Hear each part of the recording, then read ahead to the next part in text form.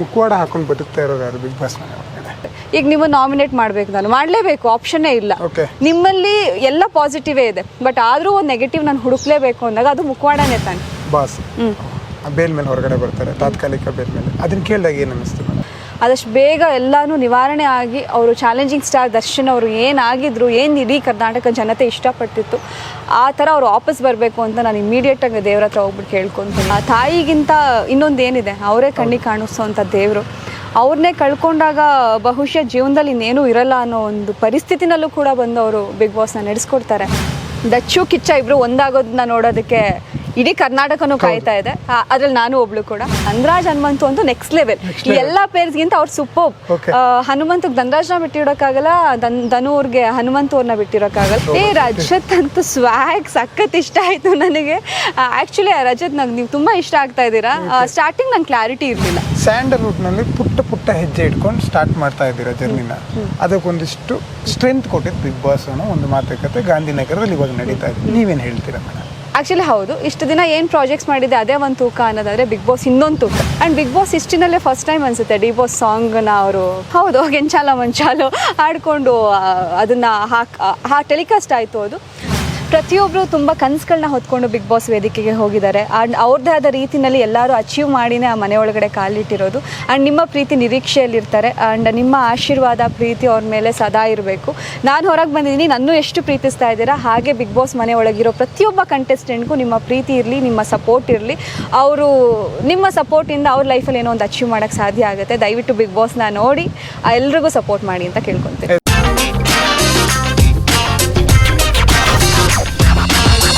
ಮುಖವಾಡ ಹಾಕೊಂಡು ಬದುಕ್ತಾ ಇರೋರು ಯಾರು ಬಿಗ್ ಬಾಸ್ ಮನೆ ಒಳಗಡೆ? ಇಲ್ಲಿವರೆಗೂ ಇನ್ನೂ ಜರ್ನಿಗೆ ಮುಂದುವರಿಸ್ತಾ ಇರೋರು ನಿಮ್ಮ ಪ್ರಕಾರ ಅನ್ಸುತ್ತೆ ಹಿಂಗೆ? ಹಂಗೆ ಹೇಳೋಕೋರೆ ಪ್ರತಿಯೊಬ್ರು ಮುಖವಾಡ ಹಾಕೊಂಡೇ ಬದುಕಿರ್ತಾರೆ, ಆಟ ಆಡ್ತಾ ಇದ್ದಾರೆ. ಯಾಕಂದ್ರೆ ಅಲ್ಲಿ ಸ್ಟ್ರಾಟಜೀಸ್ ಯೂಸ್ ಮಾಡಲೇಬೇಕಾಗುತ್ತೆ. ಅವ್ರದ್ದೇ ಆದ ರೀತಿನಲ್ಲಿ ಆಟ ಆಡಿದ್ರೆ ಮಾತ್ರ ಅವರು ಫೈನಲ್ಸ್ವರೆಗೂ ಬಂದು ಕಪ್ ಗೆಲ್ಲಕ್ಕೆ ಸಾಧ್ಯ. ಬಿಕಾಸ್ ಅದು ವ್ಯಕ್ತಿತ್ವಗಳ ಆಟ ಅಂತ ಬಂದಾಗ ನಿನಗಿಂತ ನಾನೆಷ್ಟು ಸ್ಟ್ರಾಂಗು, ನಿನಗಿಂತ ನಾನೆಷ್ಟು ಬೆಟರ್ ಅಂತ ಪ್ರೂವ್ ಮಾಡ್ಕೊಳ್ಳೋದ್ರಲ್ಲೇ ದಿನಗಳು ಕಳೆದೋಗ್ತಾ ಇರುತ್ತೆ. ಸೊ ಆಬ್ವಿಯಸ್ಲಿ ಸಮ್ಟೈಮ್ಸ್ ನಾವು ಅಲ್ಲದೇ ಇರೋ ವ್ಯಕ್ತಿತ್ವನೂ ನಾವು ಅಲ್ಲಿ ಇರಬೇಕಾಗುತ್ತೆ. ನಾವು ಅಲ್ಲದೇ ಇರೋವಂಥದ್ದು ಕೆಲವೊಂದು ಸ್ಟೇಟ್ಮೆಂಟ್ಸ್ಗಳು ನನಗೆ ಇಷ್ಟ ಆಗ್ತಿರಲ್ಲ, ಆದರೂ ಕೆಲವೊಮ್ಮೆ ಕೊಡಲೇಬೇಕಾಗುತ್ತೆ. ಈಗ ನೀವು ನಾಮಿನೇಟ್ ಮಾಡಬೇಕು, ನಾನು ಮಾಡಲೇಬೇಕು, ಆಪ್ಷನ್ನೇ ಇಲ್ಲ. ನಿಮ್ಮಲ್ಲಿ ಎಲ್ಲ ಪಾಸಿಟಿವೇ ಇದೆ, ಬಟ್ ಆದರೂ ಒಂದು ನೆಗೆಟಿವ್ ನಾನು ಹುಡುಕ್ಲೇಬೇಕು ಅಂದಾಗ ಅದು ಮುಖವಾಡನೇ ತಾನೆ. ಹೌದು. ಸೊ ಅದು ಯಾರು ಪರ್ಟಿಕ್ಯುಲರ್ ಆಗಿ ಒಬ್ರು ಅಂತ ಹೇಳಕ್ಕಾಗಲ್ಲ.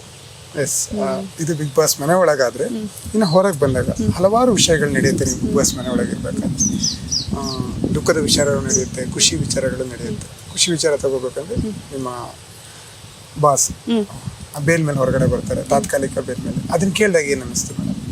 ಆಚೆ ಬಂದ ತಕ್ಷಣ ಮಮ್ಮಿ ಹೇಳಿದ್ರು ನನಗೆ, ನಿಮ್ಮ ದರ್ಶನ್ ಸರ್ ರಿಲೀಸ್ ಆದರು ಅಂತ. ನಾನು ವಾವ್ ಅಂತ ಹೇಳೋ ಅಷ್ಟೊತ್ತಿಗೆ ಹುಷಾರಿಲ್ಲ, ಅವರಿಗೆ ಬೆನ್ನು ನೋವಾಗಿದೆ ಅಂತ. ಅದಕ್ಕೂ ಮುಂಚೆನೂ ಕಾಟೇರ ಶೂಟಿಂಗ್ ಟೈಮಲ್ಲಿ ಏನೋ ಬೆನ್ನು ನೋವಾಗಿದ್ದು ನನಗೆ ಗೊತ್ತಿತ್ತು. ಬಹುಶಃ ಅದು ಪೇಯ್ನ್ ಜಾಸ್ತಿ ಆಗಿರ್ಬೋದು ಅವರಿಗೆ, ಅದಕ್ಕೆ ಈ ಥರ ಆಗಿದೆಯೇನೋ ಅಂತ ಅಂದ್ಕೊಂಡು ಇನ್ನೂ ಬೇಜಾರಾಗೋಯ್ತು. ಯಾಕೆಂದ್ರೆ ಅಲ್ಲಿ ಒಳಗಡೆ ಯಾವ ಥರ ಇರ್ತಾ ಇತ್ತು ಟ್ರೀಟ್ಮೆಂಟ್ ಅನ್ನೋದು ನಮಗೆ ಗೊತ್ತಿಲ್ವಲ್ಲ. ಅದಕ್ಕೆ ಏನಾದ್ರು ಜಾಸ್ತಿ ಸರಿಯಾಗಿರೋ ಬೆಡ್ ಇತ್ತಾ, ಪ್ರಾಪರ್ ಊಟ ಇತ್ತಾ ಇಲ್ವಾ ಏನೂ ಗೊತ್ತಿಲ್ಲ. ಅದಕ್ಕೆ ನೋವು ಜಾಸ್ತಿ ಆಯ್ತು ಅವರಿಗೆ. ಯಾಕೆ ದೇವ್ರೆ ಇಷ್ಟೊಂದು ಕಷ್ಟ ಕೊಡ್ತಾ ಇದ್ದೀರಾ ಅಂತ ಅನ್ಸಿದ್ದು ನಿಜ. ದೇವ್ರ ಹತ್ರ ಬೇಡ್ಕೊಂಡೆ ಆದಷ್ಟು ಬೇಗ ಅವ್ರ ಆರೋಗ್ಯ ಸಮಸ್ಯೆಗಳು ನಿವಾರಣೆ ಆಗಬೇಕು. ಆ್ಯಂಡ್ ಏನು ತಾತ್ಕಾಲಿಕ ಅಂತ ಹೊರಗೆ ಬಂದಿದ್ದಾರೆ, ಆ ಪರ್ಸ್ನಲ್ ಲೈಫಲ್ಲಿ ಆಗಿರುವಂಥ ಸಮಸ್ಯೆಗಳು ಆದಷ್ಟು ಬೇಗ ಎಲ್ಲನೂ ನಿವಾರಣೆ ಆಗಿ ಅವರು ಚಾಲೆಂಜಿಂಗ್ ಸ್ಟಾರ್ ದರ್ಶನ್ ಅವರು ಏನಾಗಿದ್ರು, ಏನು ಇಡೀ ಕರ್ನಾಟಕ ಜನತೆ ಇಷ್ಟಪಟ್ಟಿತ್ತು, ಆ ಥರ ಅವ್ರು ವಾಪಸ್ ಬರಬೇಕು ಅಂತ ನಾನು ಇಮಿಡಿಯೇಟಾಗಿ ದೇವ್ರ ಹತ್ರ ಹೋಗ್ಬಿಟ್ಟು ಕೇಳ್ಕೊತೀನಿ. ಬಿಕಾಸ್ ತುಂಬ ಬೇಜಾರಾಗುತ್ತೆ.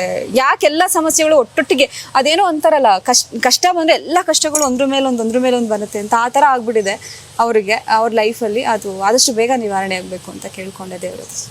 ಬೇಸರದ ವಿಚಾರಗಳು ಅಂತ ಬಂದಾಗ ಕಿಚ್ಚ ಸುದೀಪ್ ಅವ್ರ ತಾಯಿ ನಿಧನರಾಗ್ತಾರೆ, ಮತ್ತೆ ಗುರುಪ್ರಸಾದ್ ಅವ್ರ ನಿಧನರಾಗ್ತಾರೆ.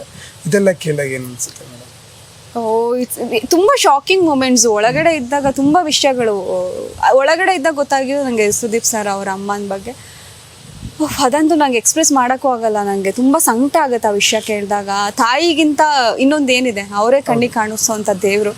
ಅವ್ರನ್ನೇ ಕಳ್ಕೊಂಡಾಗ ಬಹುಶಃ ಜೀವನದಲ್ಲಿ ಇನ್ನೇನೂ ಇರಲ್ಲ ಅನ್ನೋ ಒಂದು ಪರಿಸ್ಥಿತಿನಲ್ಲೂ ಕೂಡ ಬಂದು ಅವರು ಬಿಗ್ ಬಾಸ್ನ ನಡೆಸ್ಕೊಡ್ತಾರೆ. ಅದಂತೂ ಅಪ್ರಿಷಿಯೇಟ್ ಮಾಡುವಂಥ moment. Hats off Sudeep sir. ತುಂಬ ಖುಷಿ ಆಗುತ್ತೆ. ಆ ಒಂದು ನೋವಿನಲ್ಲೂ ನೀವು ಬಂದ್ಬಿಟ್ಟು ನಿಮ್ಮ ಕರ್ತವ್ಯನ ನೀವು ನಿಭಾಯಿಸ್ತೀರಾ, ನಿಜವಾದ ಮಾಣಿಕ್ಯ ಅಂತಲೇ ಹೇಳ್ಬೋದು. ಅವರು ಅಪ್ರಿಷಿಯೇಟ್ ಮಾಡಬೇಕು ಆ್ಯಂಡ್ ಥ್ಯಾಂಕ್ಫುಲ್ ಆಗಿರಬೇಕು. ಅಂಥ ಒಂದು ಪರಿಸ್ಥಿತಿಯಲ್ಲಿ ಬಿಗ್ ಬಾಸ್ ಕಂಟೆಸ್ಟೆಂಟ್ಸ್ನ, ನನ್ನ ಕಂಟೆಸ್ಟೆಂಟ್ಸ್ ನಾನು ಅಲ್ಲಿ ಹೋಗಲಿಲ್ಲ ಅಂತಂದರೆ ಆ ಒಂದು ಶೋಗೆ ಅಂದ್ರೆ ವ್ಯಾಲ್ಯೂ ಇರಲ್ಲ. ಅಫ್ಕೋರ್ಸ್ ಬಿಗ್ ಬಾಸ್ ಅಂದ್ರೆ ನಾವು ಸುದೀಪ್ ಸರ್ ಅಂತಾನೆ ನನಗೆ ಅನ್ಸೋದು. ಸೊ ಅವ್ರು ಬಂದಿಲ್ಲ ಅಂತಾನೆ ಅದು ನೆಡ್ಸ್ಕೊಳಕ್ ಬೇರೆಯವ್ರ ಕೈಲಿ ಸಾಧ್ಯ ಇಲ್ಲ ಅನ್ನೋದು ಅವರಿಗೆ ಅರ್ಥ ಮಾಡ್ಕೊಂಡು ಅವ್ರು ಬಂದಲ್ಲಿ ನಿಂತ್ಕೊಂಡ್ರಲ್ಲ ಎಲ್ಲಾರ್ಗು, ಮತ್ತೆ ಕಂಟೆಸ್ಟೆಂಟ್ಸ್ ಜೊತೆ ನಗೋದಿರ್ಬೋದು, ಎಲ್ಲಾರ ಜೊತೆ ಮತ್ತೆ ಆ ತಿಳುವಳಿಕೆ ಹೇಳೋದು ಅದು ಅಸಾಧ್ಯ. ಪ್ರಾಬಬ್ಲಿ ಸುದೀಪ್ ಸರ್ ಕೈಯಲ್ಲಿ ಮಾತ್ರ ಅನ್ಸುತ್ತೆ ಸಾಧ್ಯ ಆಗಿದ್ದು ಆ ಒಂದು ಪರಿಸ್ಥಿತಿನಲ್ಲಿ. ಅಪ್ರಿಷಿಯೇಟ್ ಮಾಡಬೇಕು. ಎಸ್ ಮೇಡಮ್, ಇದೊಂದು ಫೋಟೋ ಇದೆ. ಈ ಫೋಟೋ ನೋಡಿದಾಗ ಹೇಗೆ ಅನಿಸುತ್ತೆ ಮೇಡಮ್? ಎರಡೂ ಫೋಟೋ ಒಟ್ಟಿಗೆ ಕೊಲೇಜ್ ಆಗಿ ನೋಡಿ ಈ ಫೋಟೋ ಎರಡೂ ಒಂದೇ ತರ ಕಾಣಿಸ್ತಾ ಇದೆ. ಅದೃಷ್ಟ ಮಾಡಿದ್ದೆ ಅಲ್ಲ ನಾನು. ಅದು ಎರಡು ಜನರ ಮಧ್ಯೆ ನಿಲ್ಬೇಕು ಅಂತ ಅನ್ಕೋತೀರಾ ನೀವೇನಾದ್ರು? ಆಕ್ಚುಲಿ ಹೌದು, ಈ ಕಡೆ ದರ್ಶನ್ ಸರ್, ಈ ಕಡೆ ಸುದೀಪ್ ಸರ್ ಇಬ್ರು ಮಧ್ಯದಲ್ಲಿ ನಾನು ನಿಂತ್ಕೋಬೇಕು ಅಂತ ಆಸೆ ಇದೆ. ದಚ್ಚು ಕಿಚ್ಚ ಇಬ್ರು ಒಂದಾಗೋದನ್ನ ನೋಡೋದಕ್ಕೆ ಇಡೀ ಕರ್ನಾಟಕನೂ ಕಾಯ್ತಾ ಇದೆ. ಅದ್ರಲ್ಲಿ ನಾನು ಒಬ್ಳು ಕೂಡ. ಯಾಕಂದ್ರೆ ಇಬ್ರು ಹತ್ರದಿಂದ ನೋಡಿದಾಗ ಇಬ್ರು ವ್ಯಕ್ತಿತ್ವಗಳು ನಾನು ತುಂಬಾ ಇಷ್ಟಪಟ್ಟಿರುವಂತ ಹುಡುಗಿ. ದರ್ಶನ್ ಸರ್ ಅವ್ರದೇ ಆದ ರೀತಿನಲ್ಲಿ ಅವರೊಂಥರ ಲೈಕ್ ಸೂಪರ್ ಮನುಷ್ಯತ್ವ, ಒಂದು ಮಾಸ್, ಹೀ ಈಸ್ ವೆರಿ ಅಂದರೆ ಮಾಸ್ ಅನ್ನೋ ಒಂದು ಆಟಿಟ್ಯೂಡ್ ಇರೋವಂಥವ್ರು, ಆ್ಯಂಡ್ ಎಲ್ರಿಗೂ ಒಳ್ಳೇದೇ ಬಯಸುವಂಥವ್ರು. ಆ್ಯಂಡ್ ಸುದೀಪ್ ಸರ್ ಅಂತ ಬಂದಾಗ ಹೀ ಈಸ್ ವೆರಿ ಕ್ಲಾಸ್. ಅವರು ಕೂಡ ಪ್ರತಿಯೊಬ್ಬರಿಗೂ ತುಂಬ ಗೌರವ ನೀಡ್ತಾ, ಈಗ ನಾನು ಅಲ್ಲಿ ಸ್ಟೇಜ್ ಮೇಲೆ ಬಂದು ನಿಂತಾಗ ನಾನು ಕಣ್ಣೀರು ಒರೆಸಿ ವೆಲ್ ಪ್ಲೇಡ್ ಅಂತ ಅಂದ್ಬಿಟ್ಟು ಒಂದು ಹೇಳಿ ಒಂದು ಸಮಾಧಾನ ಮಾಡಿ ಕಳಿಸ್ತಾರೆ. ಆ್ಯಂಡ್ ಅವರು ಕೂಡ ಒಂದು 7-8 ವಾರ ನಾನು ಏನು ನೋಡಿದೆ ಸುದೀಪ್ ಸರ್ನ, ಅವರ ವ್ಯಕ್ತಿತ್ವನೂ ನಂಗೆ ತುಂಬ ಇಷ್ಟ ಆಯಿತು. ಆ್ಯಂಡ್ ಆಚೆ ಬಂದಮೇಲೆ ಈ ಕಡೆ ದರ್ಶನ್ ಸರ್ ಫ್ಯಾನ್ಸು, ಈ ಕಡೆ ಸುದೀಪ್ ಸರ್ ಫ್ಯಾನ್ಸು ಇಬ್ಬರು ಸಪೋರ್ಟ್ ಮಾಡ್ತಾ ಇದ್ದಾರೆ. ಅದು ತುಂಬ ಖುಷಿ ಆಗುತ್ತೆ. ಆ ಅದೃಷ್ಟ ನನಗೆ ಸಿಕ್ಕಿದೆ ಅನಿಸುತ್ತೆ, ಇಬ್ರು ಒಟ್ಟೊಟ್ಟಿಗೆ ನೋಡೋವಂಥದ್ದು. I am blessed. ಈಗ ಬಿಗ್ ಬಾಸ್ ಮನೆ ಒಳಗೆ ಹೋದ್ರೆ ಮೇಡಮ್, ನಿಮ್ಮ ಧರ್ಮ ಅವರ ಸ್ನೇಹನ ಹೊರತುಪಡಿಸಿ ಇನ್ಯಾರ ಸ್ನೇಹ ಇಷ್ಟ ಆಯ್ತು? ನನಗೆ ಚೈತ್ರ. ಅವ್ರು ಇಬ್ರು ಕೊಲಾಬ್ ನೋಡಿದ್ರೆ, ಈಗ ನೀವು ಧರ್ಮ ಅವರು ಒಂದು ಒಳ್ಳೆ ಸ್ನೇಹಿತರು, ಈ ತರ ಬಾಂಡಿಂಗ್ ಯಾರಿಬ್ರಿಗಿದೆ ಆ ಥರ ಬಾಂಡಿಂಗ್? ತ್ರಿವಿಕ್ರಮ್ ಭವ್ಯ ಅವ್ರಿಗೂ ಇದೆ, ಮಂಜಣ್ಣ ಗೌತಮಿ ಅವ್ರಿಗೂ ಇದೆ, ಹನುಮಂತು ಧನ್ರಾಜ್ ಅವ್ರಿಗೂ ಇದೆ. ಆಕ್ಚುಲಿ ಇವ್ರು 3 ಜನ ಕಾಂಬೋ ಇದೆಯಲ್ಲ, ನಾನು ಧರ್ಮನೂ ತುಂಬಾ ಜೆನ್ಯೂನ್ ಆಗಿದ್ವಿ, ತ್ರಿವಿಕ್ರಮ್ ಭವ್ಯನೂ ತುಂಬಾ ಜೆನ್ಯೂನ್ ಆಗಿದ್ದಾರೆ. ಅವರು ಎಲ್ಲೂ ಏನು ಫೇಕ್ ಮಾಡ್ತಿಲ್ಲ ಅವರೊಂದು ಫ್ರೆಂಡ್ಶಿಪ್ ಮಧ್ಯೆ. ಇನ್ಕ್ಲೂಡಿಂಗ್ ಮಂಜಣ್ಣ ಗೌತಮಿ ಅಂತ ಬಂದಾಗ್ಲೂ ಒಬ್ರನ್ನೊಬ್ರು ಬಿಟ್ಕೊಡಲ್ಲ. ಅಂಡ್ ಧನ್ರಾಜ್ ಹನುಮಂತು ಅಂತೂ ನೆಕ್ಸ್ಟ್ ಲೆವೆಲ್. ಎಲ್ಲಾ ಪೇರ್ಸ್ಗಿಂತ ಅವ್ರು ಸೂಪರ್. ಹನುಮಂತಗ್ ಧನ್ರಾಜ್ನ ಬಿಟ್ಟಿರೋಕ್ಕಾಗಲ್ಲ, ಧನು ಅವ್ರಿಗೆ ಹನುಮಂತು ಅವ್ರನ್ನ ಬಿಟ್ಟಿರೋಕ್ಕಾಗಲ್ಲ. ಅಂಡ್ ಇಬ್ರು ಡಿಸಿಷನ್ಸ್ ತುಂಬಾ ಬ್ಯೂಟಿಫುಲ್ ಆಗಿರುತ್ತೆ. ಅಂಡ್ ಒಬ್ರಿಗೋಸ್ಕರ ಒಬ್ರು ಆಟ ಆಡ್ತಾರೆ. ದಟ್ ಈಸ್ ಲೈಕ್ ಎಲ್ಲಾರು ರಿಲೇಶನ್ಶಿಪ್ಗಿಂತ ಅವ್ರಿಬ್ರದ್ದು ಫಸ್ಟ್ ನಂಬರ್ 1 ಅಂತಾನೆ ಹೇಳ್ಬೋದು. ಬಿಗ್ ಬಾಸ್ ಮನೆ ಒಳಗೆ ಹೋಗಿ ನೀವು ಕತ್ಕೊಂಡ್ಬಂದಂತ ವಸ್ತು ಏನು? ಕಲ್ತ್ಕೊಂಡು ಬಂದಿದ್ದು? ಕತ್ಕೊಂಡಂತೂ ಏನೂ ಬಂದಿಲ್ಲ, ಕಲ್ತ್ಕೊಂಡು ತುಂಬಾ ಬಂದಿದ್ದೀನಿ. ಲೈಫ್ ಅನ್ನೋ ಚಾಲೆಂಜಸ್ನ ಹೇಗೆ ಫೇಸ್ ಮಾಡಬೇಕು ಅನ್ನೋದನ್ನ ನಾನು ತುಂಬ ಚೆನ್ನಾಗಿ ಕಲಿತೆ ಬಿಗ್ ಬಾಸ್ ಮನೆಯಲ್ಲಿ. ಬಿಕಾಸ್ ಎಲ್ಲೋ ಒಂದು ಕಡೆ ಕಷ್ಟ ಅನ್ಸೋದು ಕೆಲವೊಂದು ಸಿಚುಯೇಷನ್ಸ್ಗಳನ್ನ ಫೇಸ್ ಮಾಡೋದು. ಹೋಗಿದ ತಕ್ಷಣನೇ ನಾನು ಕಾಲಿಟ್ಟಿದ್ದೆ ನರ್ಕಕ್ಕೆ. ಒಂದು ಕಂಫರ್ಟ್ ಝೋನಲ್ಲಿ ಇದ್ದಿದ್ದು ಒಂದು ಹುಡುಗಿ ಸಡನ್ನಾಗಿ ಆ ಥರ ಒಂದು ಜೀವನ ಮಾಡಬೇಕು ಅಂದರೆ ಇಟ್ಸ್ ವೆರಿ ಡಿಫಿಕಲ್ಟ್. ಬಟ್ ಅಲ್ಲೇ ನಾನು ಡಿಸೈಡ್ ಆದೆ, ಇದನ್ನೇ ನಾನು ಫೇಸ್ ಮಾಡ್ತಿದ್ದೀನಿ ಅಂದರೆ ಇನ್ನೇನು ಬೇಕಾದ್ರೂ ಮಾಡೋಕ್ಕೆ ಸಾಧ್ಯ ಇದೆ ಅಂತ. ಬಿಕಾಸ್ ಹೋಗಿದ್ದು 4ನೇ ದಿನಕ್ಕೇ ಸಿಕ್ಕಾಪಟ್ಟೆ ವೀಕ್ ಆಗಿರ್ತೀನಿ. ಆ ಗಂಜಿ ಕುಡಿಯೋಕ್ಕಾಗ್ತಿರಲ್ಲ, ಉಪ್ಪು ಖಾರ ಇಲ್ದಿರೋ ಊಟ ಮಾಡೋಕ್ಕಾಗ್ತಿರಲ್ಲ. ಆ ಒಂದು ಫಿಸಿಕಲ್ ಟಾಸ್ಕಲ್ಲಿ ನಾನು ಗೆದ್ದ ಒಂದು ಶೂಲ ಇಟ್ಕೊಂಡು ನಿಂತ್ಕೊತೀನಿ. ಎಸ್ ಐ ವಾನ್, ಆಗುತ್ತೆ ನನ್ನ ಕೈಯಲ್ಲಿ ಅಂತ ಅವತ್ತೇ ಡಿಸೈಡ್ ಆಗಿದ್ದು. ಆ್ಯಂಡ್ ಇವಾಗ ಅಲ್ಲಿಂದ ಕಲ್ತ್ಕೊಂಡ್ಬಂದಿದ್ದೆ ಏನಂದರೆ, ಯಾವುದೇ ಚಾಲೆಂಜಸ್ ಬರಲಿ, ಏನೇ ಒಂದು ಸಿಚುಯೇಷನ್ನ ಬರಲಿ, ತುಂಬ ಸ್ಟ್ರಾಂಗ್ ಆಗಿ ನಾನು ಫೇಸ್ ಮಾಡಬಲ್ಲೆ ಅನ್ನೋ ಒಂದು ತುಂಬ ಕಾನ್ಫಿಡೆನ್ಸ್ ಲೆವೆಲ್ ಜಾಸ್ತಿ ಆಗಿದೆ. ಕತ್ಕೊಂಡ್ಬಂದಿರೋ ಅಂಥದ್ದು ಏನೂ ಇಲ್ಲ. ಅಂದರೆ ಯಾರಾದವರ ಮಾತುಗಳು, ಬುದ್ಧಿವಂತಿಕೆ ವಿಚಾರಗಳನ್ನ ಏನಾರು ಹೇಳಿದಾಗ ಅದನ್ನು ಕದ್ದು ಇಟ್ಕೊಂಡಂಥದ್ದು ಏನಾರು ಇದೆಯಾ? ಬಹುಶಃ ಸುದೀಪ್ ಸರ್ ಹೇಳೋವಂಥ ಒಂದು ಮಾತು ಇರ್ಬೋದು. ಬಿಕಾಸ್ ನಂಗೆ ಆ್ಯಕ್ಚುಲಿ ಬೇಜಾರಿದೆ, ಇನ್ಮೇಲೆ ವೀಕೆಂಡಲ್ಲಿ ಅವ್ರನ್ನ ನೋಡೋಕ್ಕಾಗಲ್ವಾ. ಅದೊಂದು ತುಂಬ ಚೆನ್ನಾಗಿತ್ತು. ವೀಕೆಂಡಲ್ಲಿ ಹೇಳೋ ಪ್ರತಿಯೊಂದು ಮಾತುಗಳನ್ನ ನಾವು ಅರ್ಥ ಮಾಡ್ಕೊಂಡ್ಬಿಟ್ರೆ ಲೈಫಲ್ಲಿ ಎಲ್ಲೋ ಹೋಗ್ತೀವಿ. ಅಷ್ಟು ಬ್ಯೂಟಿಫುಲ್ ಆಗಿ ಎಕ್ಸ್ಪ್ಲೇನ್ ಮಾಡ್ತಾರೆ, ಅಷ್ಟು ಒಳ್ಳೊಳ್ಳೆ ಮಾತುಗಳನ್ನ ತಿಳುವಳಿಕೆ ಹೇಳ್ತಾರೆ. ಅಂಡ್ ನನಗೆ ಹೇಳ್ತಿದ್ದಾರೆ ಅಂತಲ್ಲ, ಪ್ರತಿಯೊಬ್ಬರಿಗೂ ಹೇಳ್ತಾ ಇರೋವಂಥ ಮಾತುಗಳನ್ನ ನಾವು ಕಲ್ತ್ಕೊಂಡು ಅದನ್ನ ಆ ಒಂದು ಆ್ಯಕ್ಚುಲಿ ಸುದೀಪ್ ಸರ್ ಮಾತನ್ನ ನಾವು ಕದಿಬೇಕಲ್ಲ.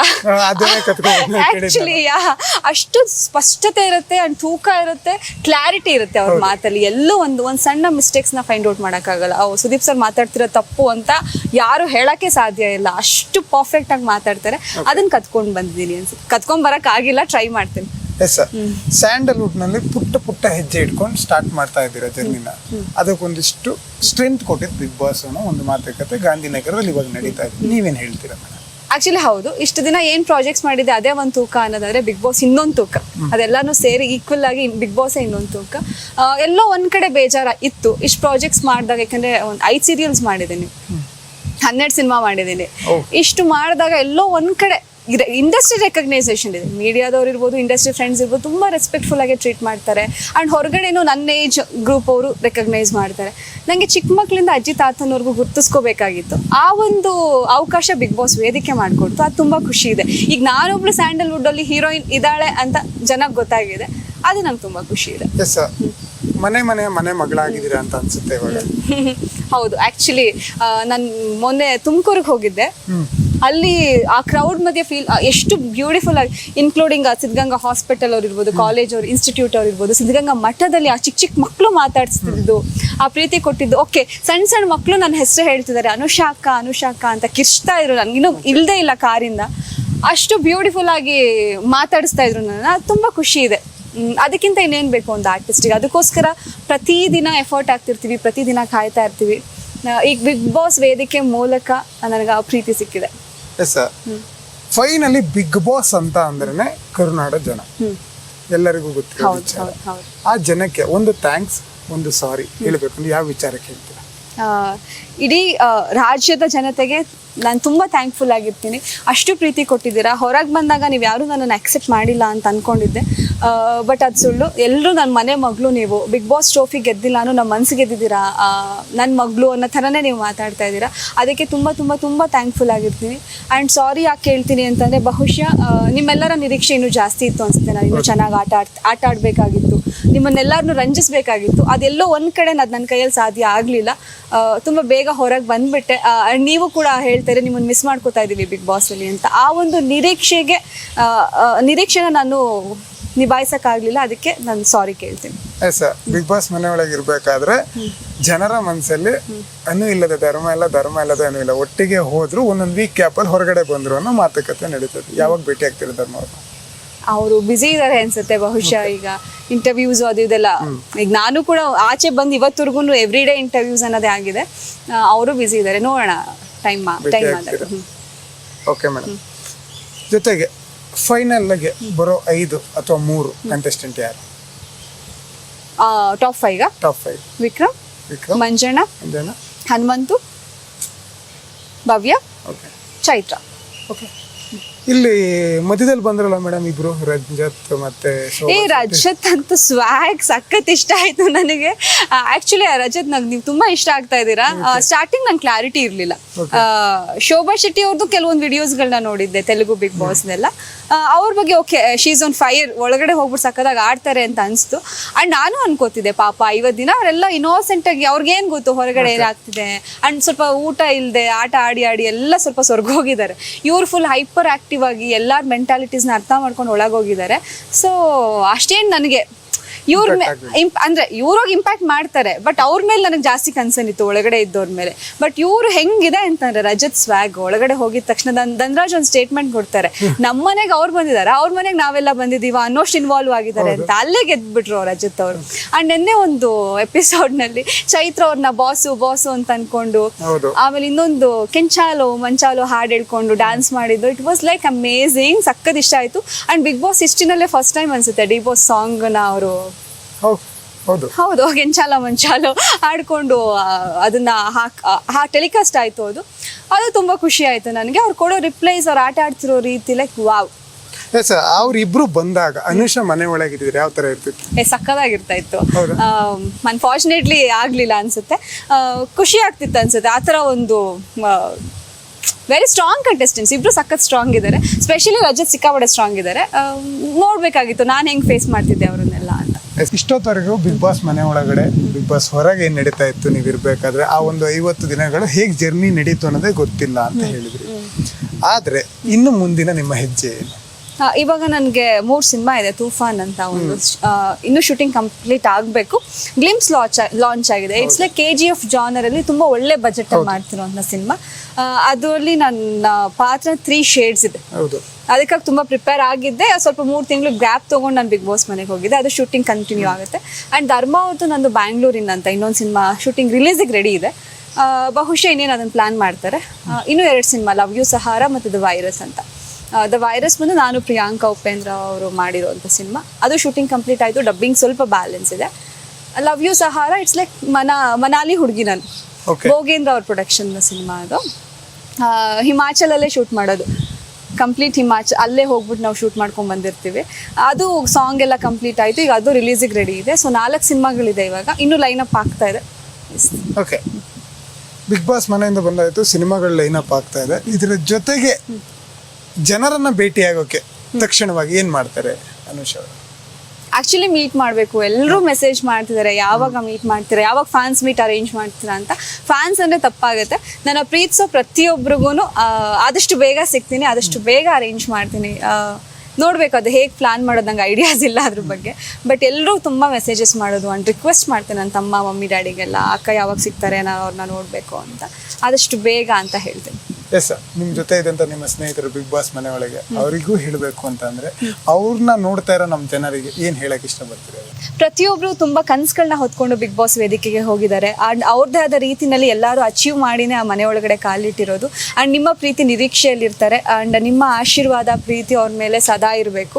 ನಾನು ಹೊರಗೆ ಬಂದಿದ್ದೀನಿ, ನನ್ನೂ ಎಷ್ಟು ಪ್ರೀತಿಸ್ತಾ ಇದ್ದೀರಾ ಹಾಗೆ ಬಿಗ್ ಬಾಸ್ ಮನೆ ಒಳಗಿರೋ ಪ್ರತಿಯೊಬ್ಬ ಕಂಟೆಸ್ಟೆಂಟ್ಗೂ ನಿಮ್ಮ ಪ್ರೀತಿ ಇರಲಿ, ನಿಮ್ಮ ಸಪೋರ್ಟ್ ಇರಲಿ. ಅವರು ನಿಮ್ಮ ಸಪೋರ್ಟಿಂದ ಅವ್ರ ಲೈಫಲ್ಲಿ ಏನೋ ಒಂದು ಅಚೀವ್ ಮಾಡೋಕ್ಕೆ ಸಾಧ್ಯ ಆಗುತ್ತೆ. ದಯವಿಟ್ಟು ಬಿಗ್ ಬಾಸ್ನ ನೋಡಿ ಎಲ್ರಿಗೂ ಸಪೋರ್ಟ್ ಮಾಡಿ ಅಂತ ಕೇಳ್ಕೊಂತೀನಿ. ಒಬ್ಬೊಬ್ರ ಹೆಸರು ಹೇಳ್ತೀನಿ ಮೇಡಮ್, ನಿಮ್ಮ ಮನಸ್ಸಲ್ಲಿ ಏನನ್ಸುತ್ತೆ ಅವರಿಗೆ ಪೆಟ್ ನೇಮ್ ಇಡ್ತೀನಿ ಅಂತ ಅಂದ್ರೆ ಹೇಳ್ಬೋದಾ? ಫಸ್ಟ್ ಈಗ ಎಂಟ್ರಿ ಆಗಿರೋರ ಬಗ್ಗೆನೇ ಹೇಳ್ತಾ ಹೋಗ್ತೀನಿ. Shobha Shetty, fire brand, Rajat, swag, Trivikram, strong, iron man, ಸ್ನೇಹಿತೆ ಚೈತ್ರ. ಆಕ್ಚುಲಿ ಚೈತ್ರನ್ ಫೈರ್ ಬ್ರ್ಯಾಂಡ್ ಅಂತ ಅಂದ್ರು. ಅದಕ್ಕೆ ಸ್ಪೀಚ್ ಅಂದ್ರೆ ಭಾಷೆ ಸ್ಪಷ್ಟತೆ ಇರೋ ಹುಡುಗಿ, ಅವಳಿಗೆ ಏನಂತ ಹೇಳೋದು, ಪೆಟ್ ನೇಮ್ ಏನು ಗೊತ್ತಾಗ್ತಾ ಇಲ್ಲ, ಬಟ್ ಭಾಷೆಯಲ್ಲಿ ಸಿಕ್ಕಾಬಡೆ ಸ್ಪಷ್ಟತೆ ಇರೋ. ಏನ್ ಕರಿತೀನಿ ಅಂದ್ರೆ ಅದನ್ನು ಇಡಬಹುದು. ನಾನು ಅವಳ ಚಾಯ್ ಅಂತ ಕರಿತಾ ಇದ್ದೆ ಒಳಗಡೆ, ಚಾಯ್.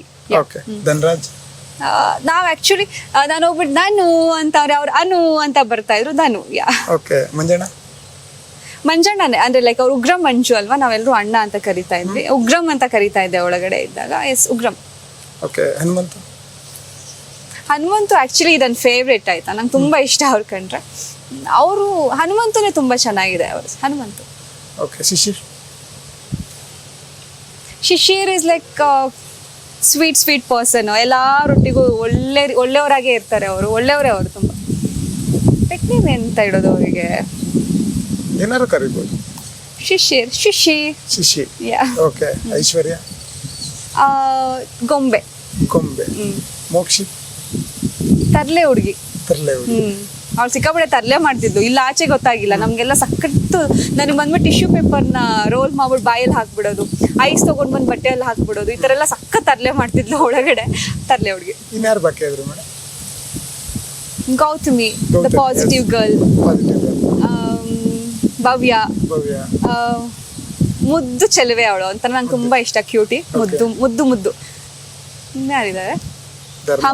ಹಂಸಾನೆ. ಧರ್ಮ ಅವ್ರಿಗೆ ಅವ್ರ ಹೆಸರು ತಕ್ಕಂಗೆ ಇದಾರೆ, ತುಂಬಾ ಒಳ್ಳೆ. ತುಂಬಾ ಯೋಚನೆ ಮಾಡ್ತಾ ಇದ್ದೀರಾ ಮೇಡಮ್? ಎಂತ ಪೆಟ್ ನೇಮ್ ಇಡೋದು ಧರ್ಮ ಅವ್ರಿಗೆ